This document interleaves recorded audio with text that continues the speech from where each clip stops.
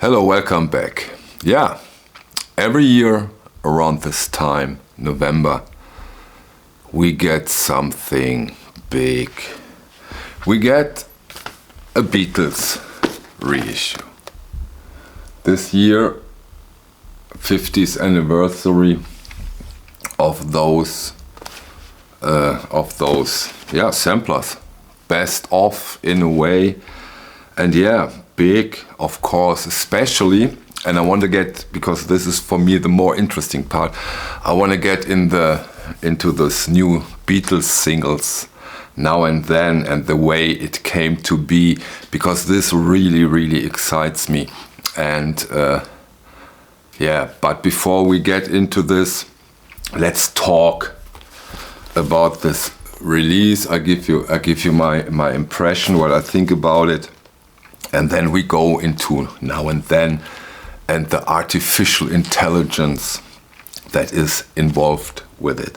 Yeah, I really do remember these releases.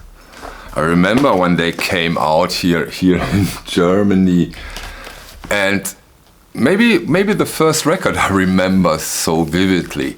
You even could buy them at the local bank. They had a little booth where you could buy those, and only those. It's not that they had a little record store at the bank, but they had those, I remember that. And everybody had them. Everybody had them.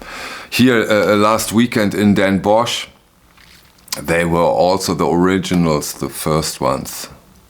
They were all over the place. All over the place. Very cheap. So easy to get. Then there is this, a lot of people talked about this, then there is this 2014 reissue, which is all analog.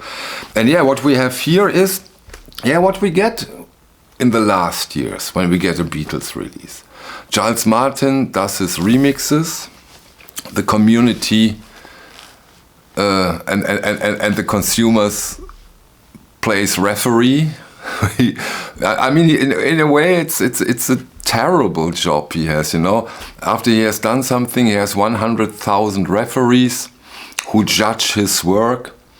Quite often, they are really harsh with him. A lot of them are neutral. Some of them like it, but it's always every year. At this time, in a way, it's the same. Those videos are usually quite popular.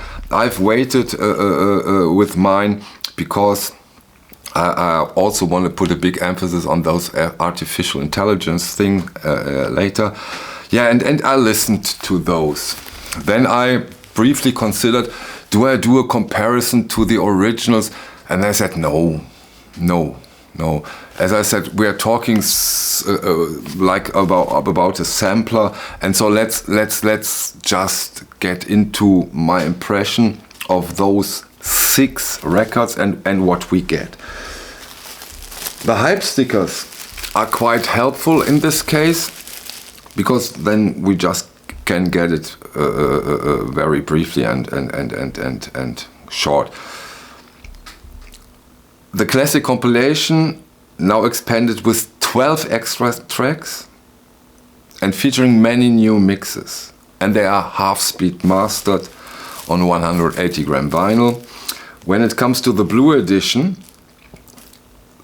it is expanded with 9 extra tracks, including the single Now and Then. All 3 LPs of the Blue set contains or features 37 tracks. The jackets are decent. It's okay.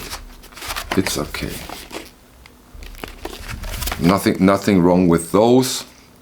Of course, like always, like every year with the Beatles releases, they are quite on the upper level of the price range, but they go down significantly over time usually. I think it happens with all the box sets I can remember. After some time they really dropped in price. And yeah, every year the same. I think we get decent records. Of course, the sound quality of those songs are not consistently the same, for obvious reasons. Some are duller than others, some are a bit muff, but especially with the early stuff. But it's okay, it's decent, it's not spectacular, it's not bad, decent. It's a decent sounding record.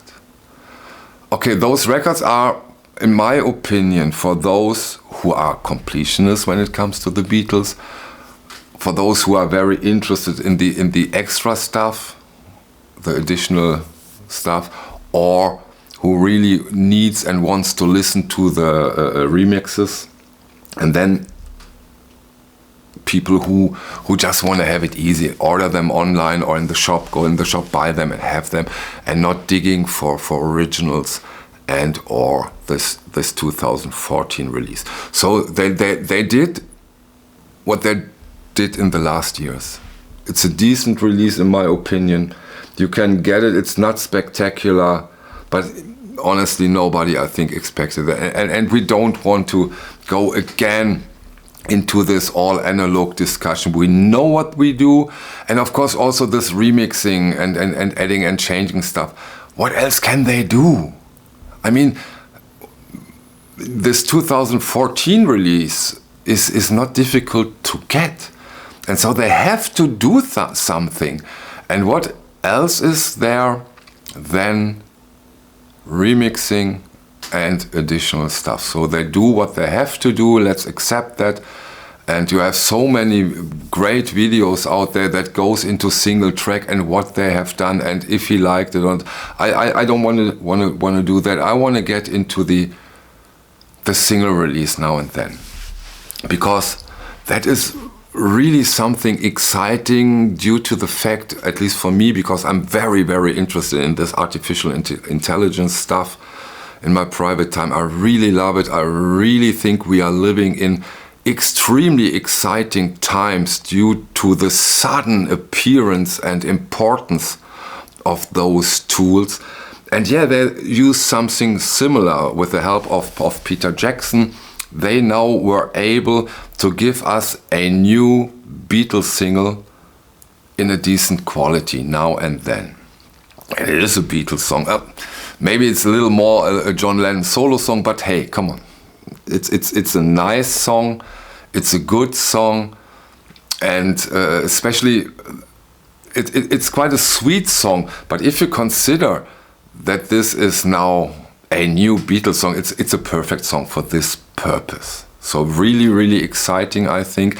And what I really, really do like is that the Beatles, who has been extremely progressive, important and influential in their time. They influenced so many bands after them until today.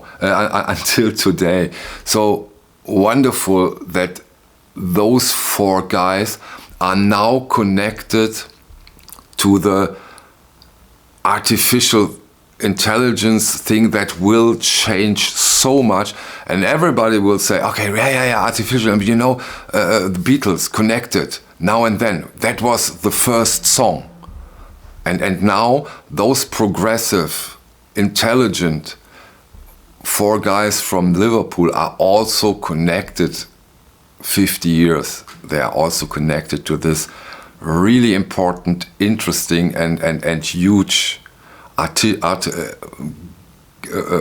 dawning of artificial intelligence in music. Although it's not completely correct, there has been very interesting things already happened connected to artificial intelligence and music. For example, there is a song from Nas and Notorious B.I.G. sings it. But he never did that. The artificial intelligence did that. And this is a cool song. Try it if you can find it. Or Cher singing a Madonna song. Although she never did that. Artificial intelligence did it. And that's what we will see, I'm sure. And it doesn't take that long. What we will see is not now and then, being the end, the last Beatles song. No, that was the beginning. And amazing things will be possible shortly. And we can do this. We can do this if we know how to put up the prompt for the artificial intelligence. We can say, make me an album of the Beatles from 1979. How would that be? And then you give some circumstances, some facts, and then within minutes you will have this. And then you can say, oh, make it a little more darker, make it a little more happier, or more avant-garde, whatever. And the artificial intelligence will do this. I can say, come on, make me a combination of Unknown Pleasures and the White Album. Possible, and we will have the result within minutes. Or you can say, give me Sgt. Pepper's and not Ringo Starr does the drumming, let's do it by John Bonham. And you will get it. Everything you can think of will be possible. Of course, there will be interesting discussions about the rights and the licenses, but as it looks right now, this is inspired by the Beatles, and then it should be legit. Another interesting question will be, will there be official releases?